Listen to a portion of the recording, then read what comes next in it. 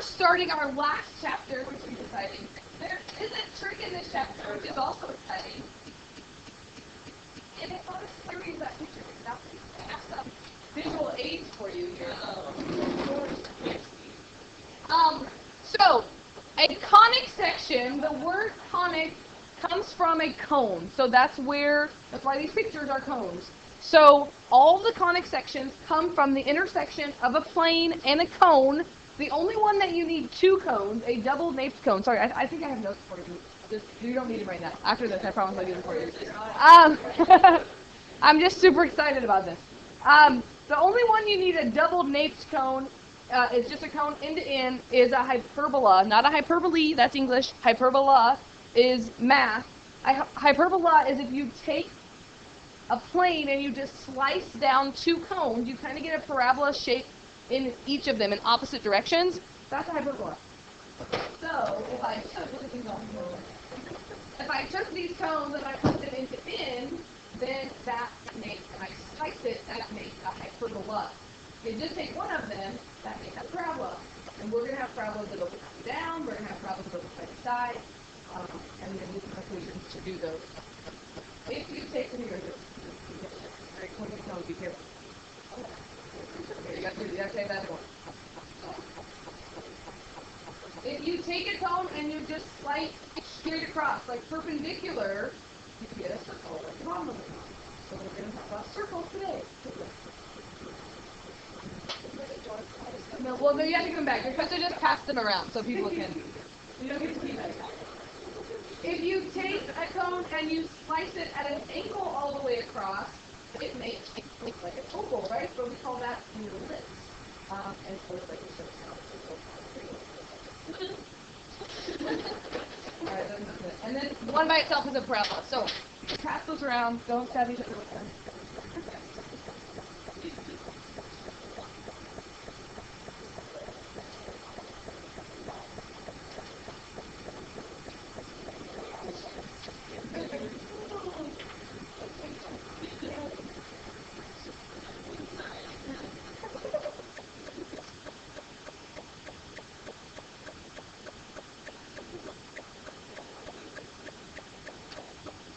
We're going to talk about all of these. So there's four conic sections. There's circle, parabola, ellipses, and hyperbolas.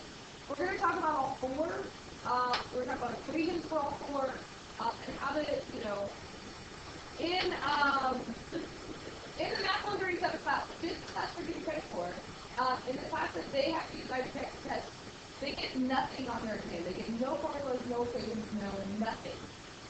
Which has made me really change how I teach this, because when I give you all these formulas for all four of these, it's very overwhelming. If you just start to understand what each letter represents, you don't need the formulas to do these. Alright? So, today's alphabet is circles. We've talked about circles before. We're going to do completely square. And then tomorrow we'll do parabolas, and then we'll go from there. Maybe English day, right? Not a whole lot going to be happening. Maybe a few worksheets. Friday is English day. One of those 2 days for sure. Probably Friday will be a worksheet day. So for those of you that are going to be in the test on Friday, I'll try to have that worksheet ready for you on Thursday. And the people that are in here. Okay? Alright, so all of the conic sections are defined as a collection of points. So in a circle, I hope this one makes the most sense because you've dealt with circles before, is the collection of all points that are equidistant from some fixed point called the center, right? So we're going to call the center H and K. Any point on the circle is called X and Y. And so our equation, which we've done before, the very beginning of the year, one of our first day of notes, I gave you the formula for a circle, because I told you that in this book they expect that you know circles. They actually expect that you know circles so well that I had to make a worksheet for you today because they don't review circles in this chapter. They just expect that you know them, but I'm spending a day reviewing them. Like 8-1 is actually parabolas in your book, but I'm just making it 8-1 day 1 circles, 8-1 day 2 is going to be parabolas. So you need to know that that center is H and K, and your radius is R. And really nice if your center's at the origin, like the polar equations, when you just had like r equals 3, think about if h was 0 and y was 0, you just get x squared plus y squared equals r squared.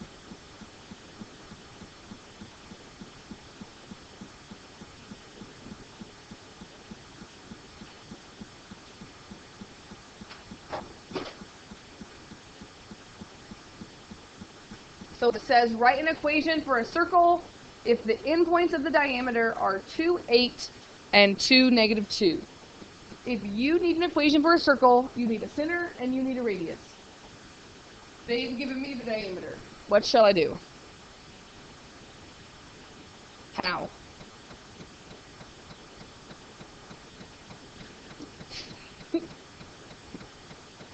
I can roughly sketch a graph here. I'm not going to be super exact here. I'm just going to say if I was at 2, 8, I'm going to say that's up here. And if I was at 2, negative 2, I'm going to say that's right here.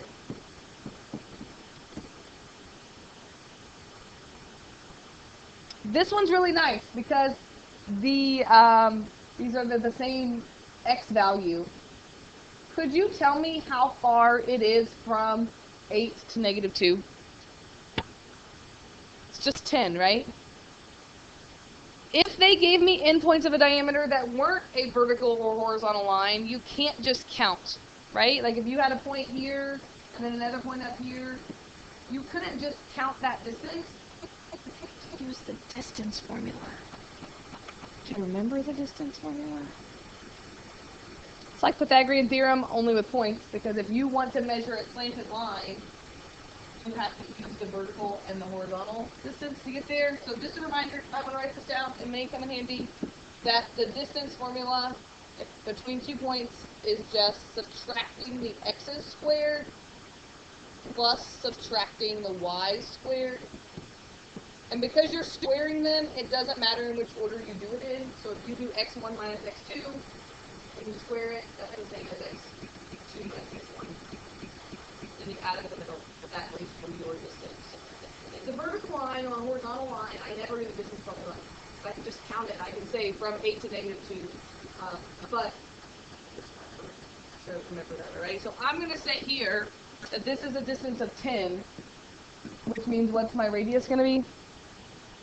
5, right? Because the radius is half the diameter. So I can say I know my radius is 5. Could I actually find the points of that center there on this problem? If I want to find halfway in between there. Between 2 and 2, do you agree that that's still going to be 2? What about here? How could I figure out halfway in between there? Right, if it's down, if 5 is halfway in between, could I take 8 minus 5 and that would give me 3? You could check 3 minus 5 would give me negative 2. That would work. Again, really nice because it's a vertical line.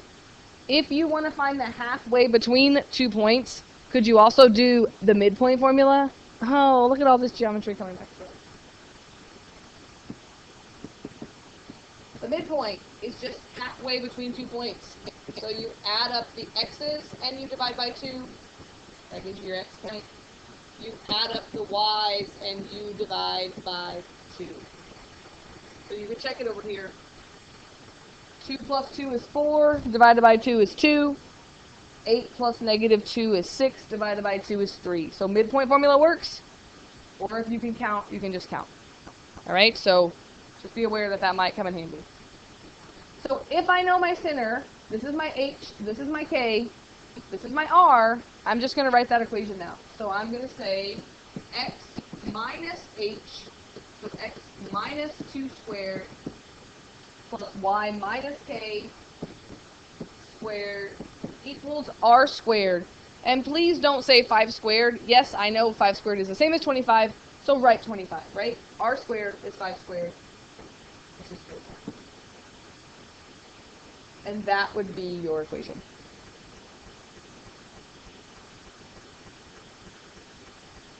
think we did this at the very beginning of the year. I know it's been a while, but this part we did.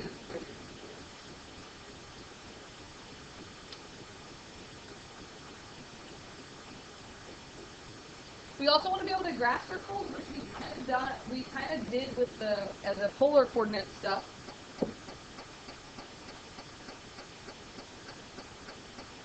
Find the center and the radius, then graph. So x squared plus y squared equals 16. What's the center of this?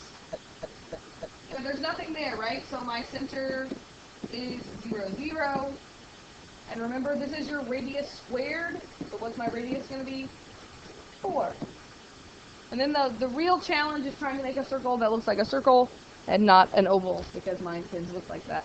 So all you do to graph your circle is you graph your center. And again, you can measure distance vertically and horizontally, not diagonally. So that's why we're going to make 4 points on this circle. We're going to go up the radius, so up 4, down 4, left 4, and right 4. And then we're going to try to make this look like a circle. Not going to happen.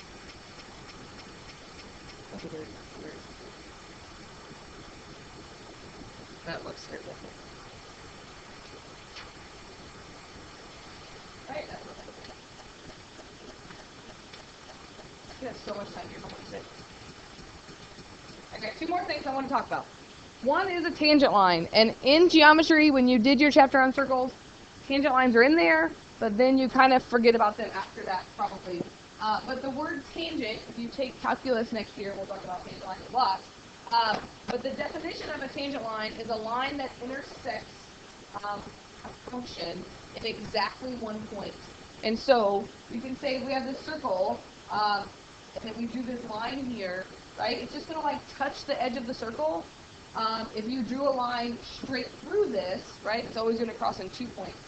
So a tangent line is just going to touch it in 1 point. We call that a point of tangency.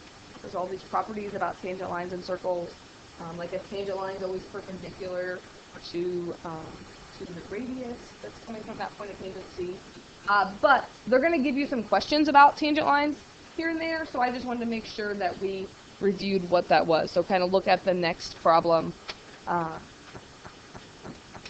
here.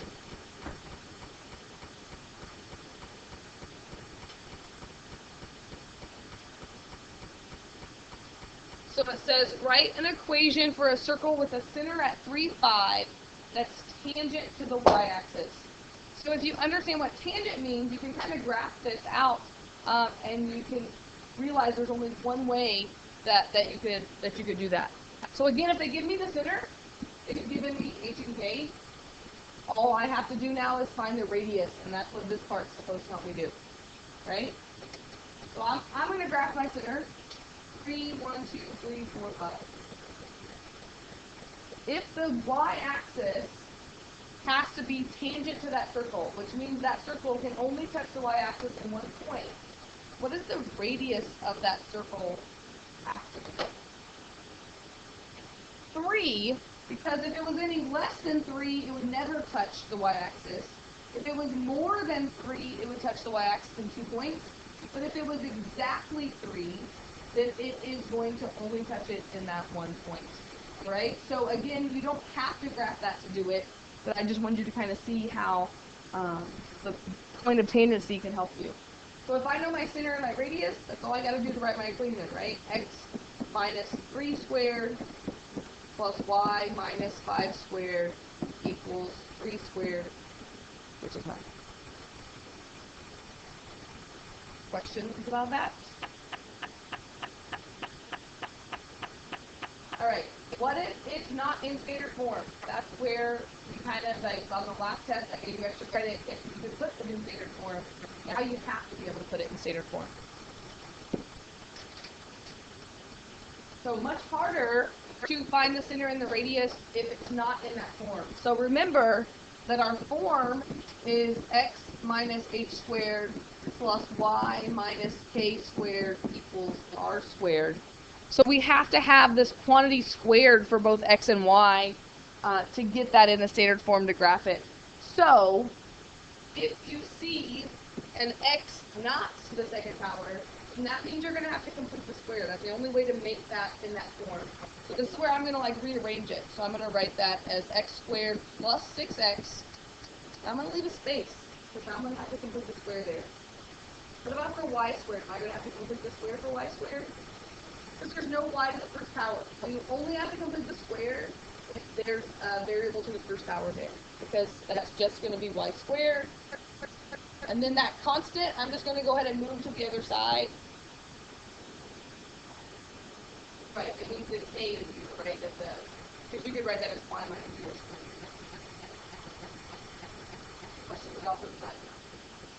So then you just got to remember complete the square. We did so much for semester, but we can't take a break from it. If we want to make this a perfect square, we always take half of the middle number and we square it. So half of 6 is 3, and 3 squared is 9. But remember, you can't just add 9 to an equation. So we're going to add 9 to the other side also to keep that balance. And now I can write this as that quantity squared. And remember, it's always half of the middle number. So half of 6 is going to give me x plus 3 squared. And I can just write that as y squared. If it helps you, you can write it as y minus 0 squared. I'm just going to leave it as y squared. And it works out really nice over here that gives me 16. It's not always going to be so nice. So earlier, we started like this and we graphed it. It was pretty easy. You're going to have to be able to put them in this form too. So now, what would you say my center is on this circle? Negative 3, 0. Remember, the formula is x minus h. So if that's a plus sign in there, then that has to be a negative number. And my radius on this is going to be r squared, which is 4. So again, just like we like slope-intercept form, it's easy to graph. We like this form of a circle because now it's easy to graph because I can say my center is negative 3, 0. And I can go up 4, down 4, left 4, and right 4.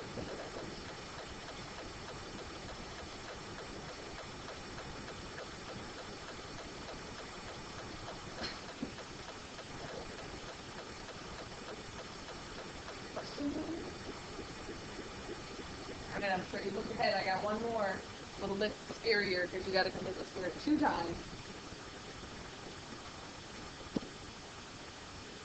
Right, this is as bad as it can get really in terms of circles, because the most you're going to have to do is complete the square twice.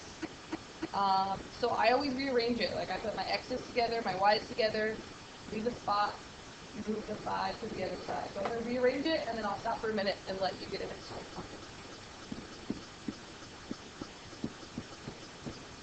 Spot. Move the spot. Move the 5 to the other side.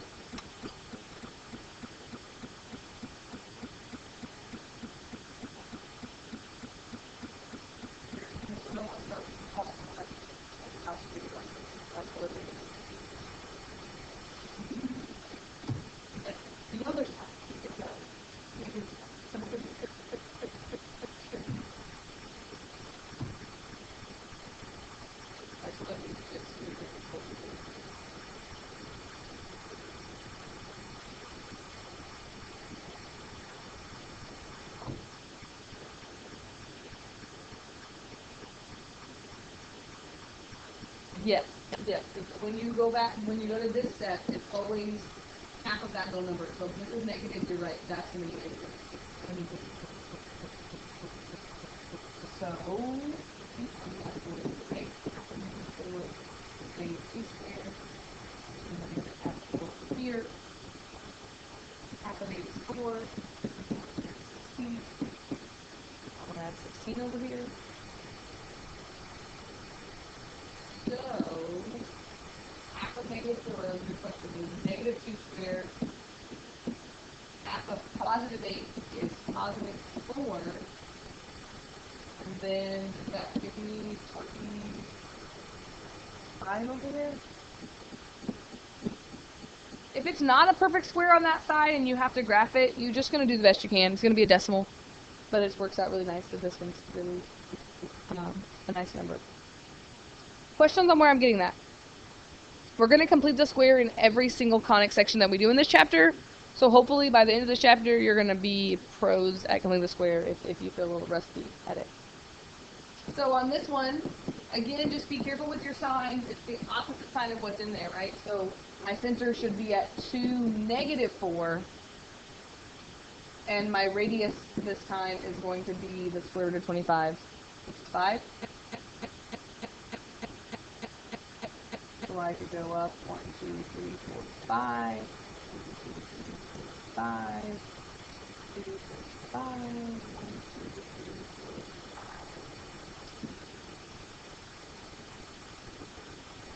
5. Again, I won't judge you. Mine's I could cheat and use the circle button, but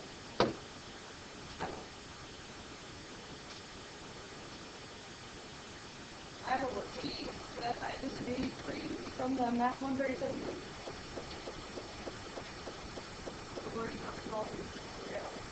Kathleen had cut off numbers on the side, so it was at the top of each direction. It says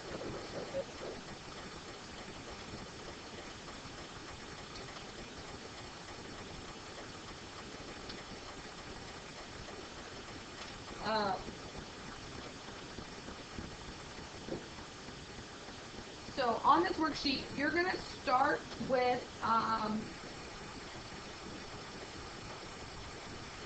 27, which is not, you can see 26, so 27 is it from there.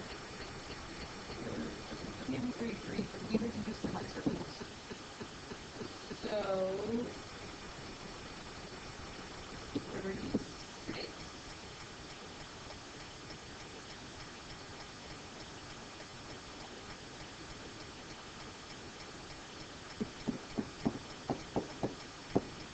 Just really only 3 questions, right? 36, 39, 42. And then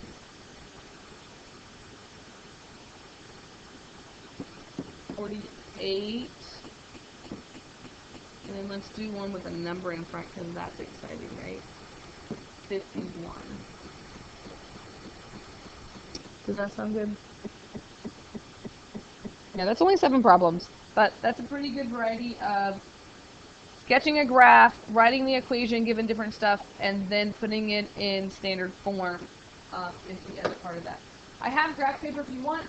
I'm okay if you want to make your own graphs as well. We will be graphing in every section, so if you want to have graph paper that you just kind of keep putting all your graphs on, I'll take that as well.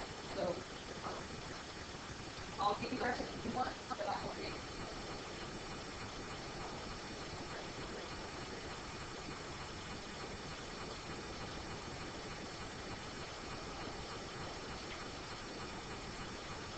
I'm going to make this graph paper, but I have this too that has this here.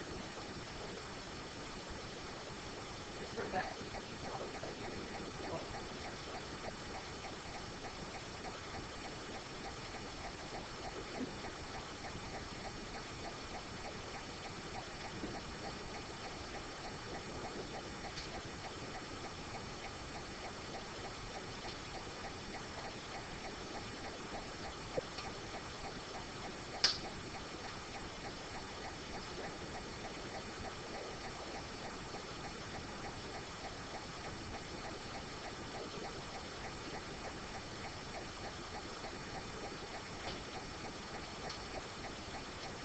Yeah, if you just want to go through and kind of circle the ones you have to do, the bottom section starts at 35, so if you just, that was 35, 36, you kind of go through and circle the ones. We can do.